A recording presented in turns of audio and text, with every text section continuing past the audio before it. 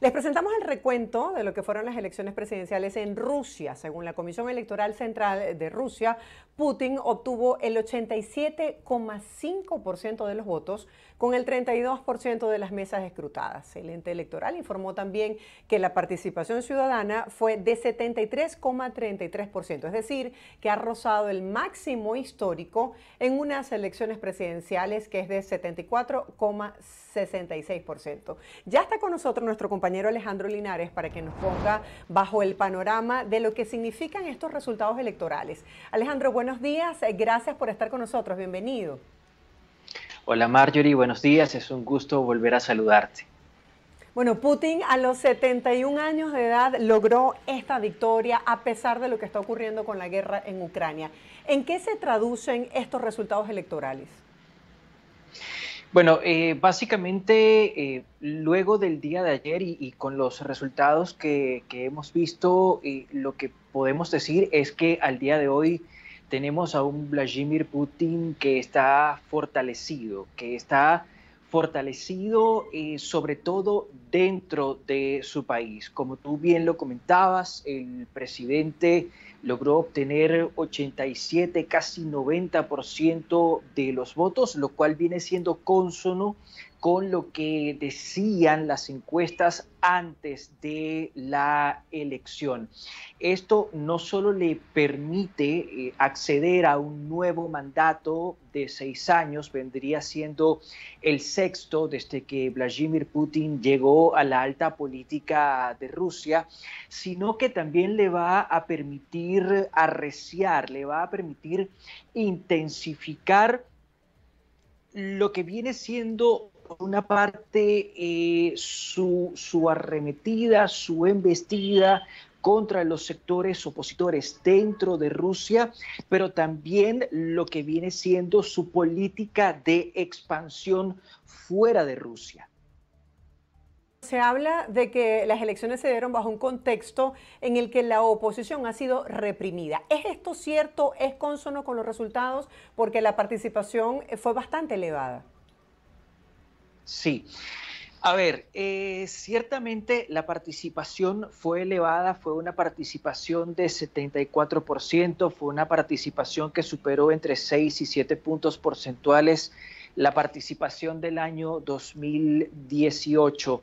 Ahora bien, el hecho de que la participación haya sido elevada no necesariamente quiere decir que la elección fue justa. De hecho, una de las cosas que desde el exterior se le ha criticado a Rusia y a sus recientes elecciones es la falta o la ausencia de una oposición legítima, de una oposición genuina. De hecho, en la elección que se desarrolló entre el 15 y el 17 de marzo, es decir, entre el viernes y el domingo, sí hubo dirigentes opositores, pero se trató de dirigentes que básicamente fueron admitidos por el propio Vladimir Putin.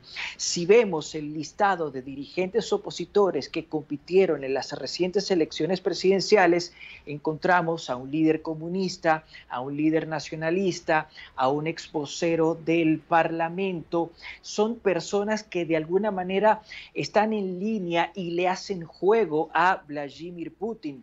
No se permitió, por ejemplo, en ningún momento la participación de líderes opositores que realmente pudiesen tener poder de arrastre y que pudiesen restarle votos a Vladimir Putin o que pudiesen desafiar esa popularidad, ese liderazgo de Vladimir Putin.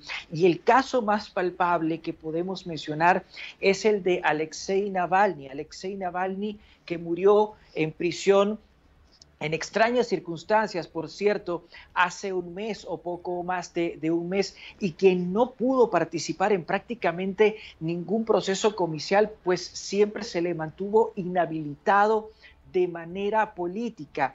Entonces, quiero ser insistente en esto.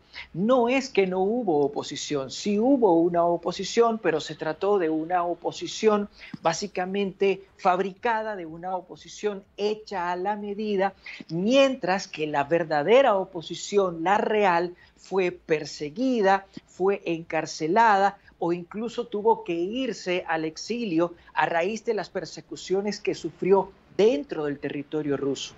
Ahora, pero yo como elector tengo la opción, si no estoy de acuerdo con la reelección del presidente actual, Vladimir Putin, de no participar en el proceso. ¿O esto tendría alguna consecuencia para los ciudadanos en Rusia?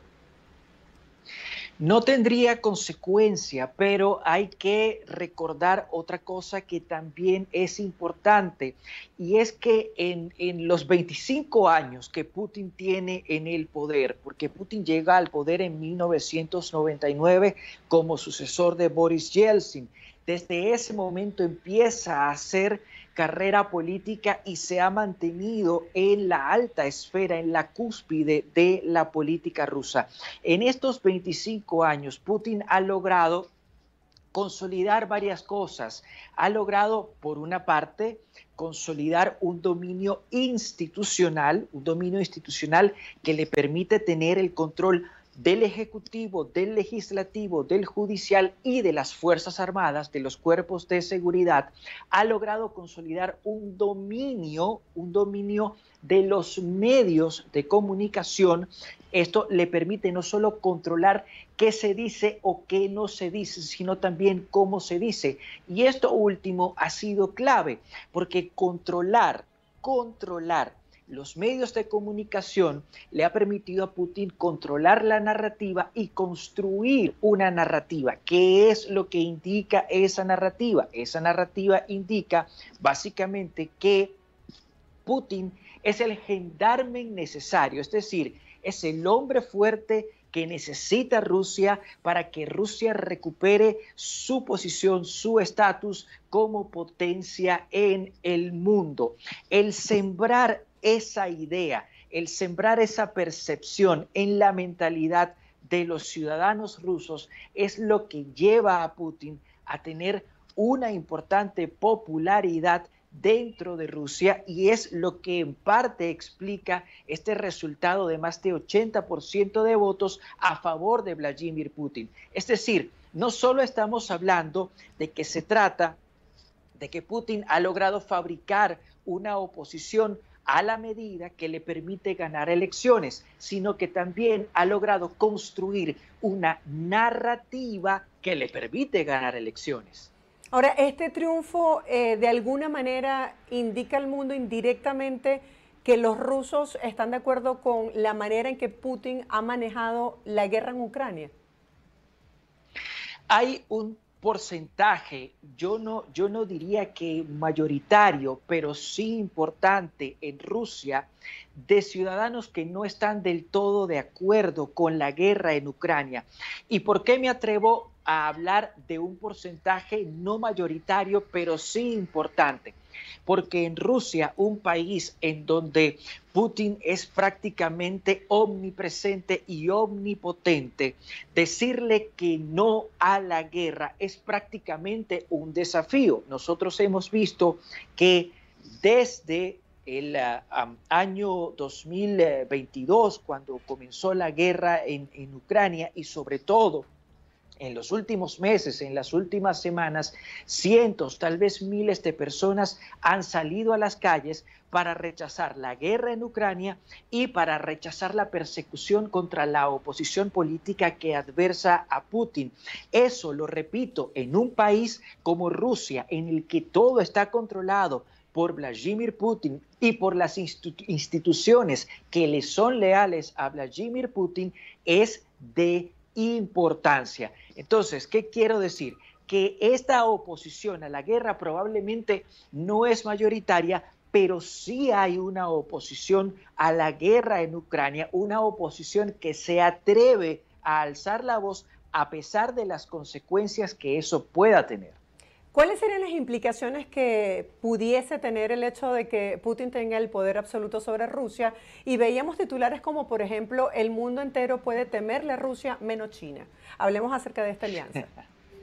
Sí, Bueno, a ver, el problema, el principal problema de que un líder como Vladimir Putin o cualquier otro líder en el mundo tenga el control absoluto dentro de un país, dentro de una nación, es que muy probablemente ese líder va a tomar un camino autoritario, un camino totalitario.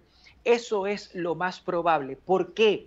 Porque al tener una sola persona el control de todos los poderes, el control de todas las instituciones, no existen contrapesos, no existe contraloría. Y eso básicamente le concede a esa persona una patente de corso para poder hacer lo que le venga en gana. Entonces, el problema que encierra el hecho de que Putin controle prácticamente todo en Rusia es que vamos a ver a un Putin y a una Rusia cada vez más autoritarios. Ese es el gran problema. Ahora, ¿queda Putin fortalecido con el apoyo de China ante la guerra en Ucrania? A eso iba, a eso iba. El apoyo de China, y no solo de China, sino también de India, ha sido clave para Putin dentro del contexto de la guerra con Ucrania, porque tanto China como India están comprando la mayor parte del petróleo que anteriormente Putin le vendía a Occidente y que al día de hoy no le puede vender por motivo de sanciones. Entonces son tanto China como India, básicamente dos grandes salvavidas económicos, dos grandes flotadores que le permiten a la economía de Rusia mantenerse boyante e incluso experimentar un crecimiento importante aún en medio de un contexto de sanciones. Alejandro, gracias por aclararnos el panorama y darnos perspectiva sobre qué viene después, una vez que ha sido reelecto como presidente de Rusia, Vladimir Putin. Como siempre ha sido un placer conversar contigo. Feliz inicio de semana para ti, Alejandro. Feliz inicio de semana, Marjorie. El placer es compartido. Era nuestro compañero Alejandro Linares, internacionalista, periodista, hablándonos el día de hoy de qué sigue luego de este nuevo triunfo para el presidente de Rusia, Vladimir Putin, y las implicaciones que puede tener con el resto de los países.